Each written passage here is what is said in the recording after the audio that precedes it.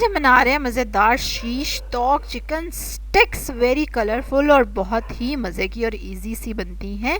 चलो जी फटाफट इसके इंग्रेडिएंट्स हम नोट करते हैं कि इसके लिए हमें क्या क्या चाहिए।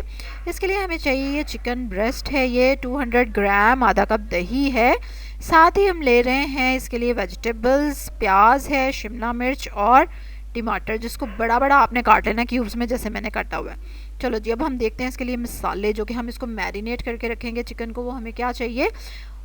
1 टीस्पून रेड चिली पेपर, लाल मिर्चें चाहिए, 1 टीस्पून चाट मसाला चाहिए, 1 टीस्पून अदरक लहसुन का पेस्ट चाहिए, ठीक है, 1 टीस्पून अदरक का पेस्ट और 1 टीस्पून लहसुन का, 1 टीस्पून नमक चाहिए और साथ ही कश्मीरी लाल मिर्च है हमारे पास, ठीक है, खूबसूरत से रेड कलर के लिए।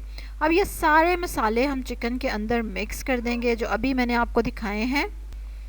ये सारे मसाले लगा के आप चिकन को मैरिनेट करेंगे और मतलब कम से कम घंटा ज़रूर रखें, और अगर सारी रात आप रख लें तो क्या ही बात है।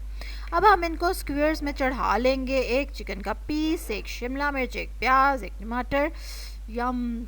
अच्छा जी, उसके बाद हम ले लेंगे ऑयल फ्राइंग के लिए, ठीक है, और उसके अंदर हम इन स्टिक्स को प्लेस कर देंगे और मीडियम हाई फ्लेम पे हम इनको फ्राई करेंगे और साइड चेंज करते जाएंगे जब तक कि चिकन को सारी साइडों से कलर आ जाए और ज़बरदस्त सा वो गल के रेडी हो जाए, ठीक है।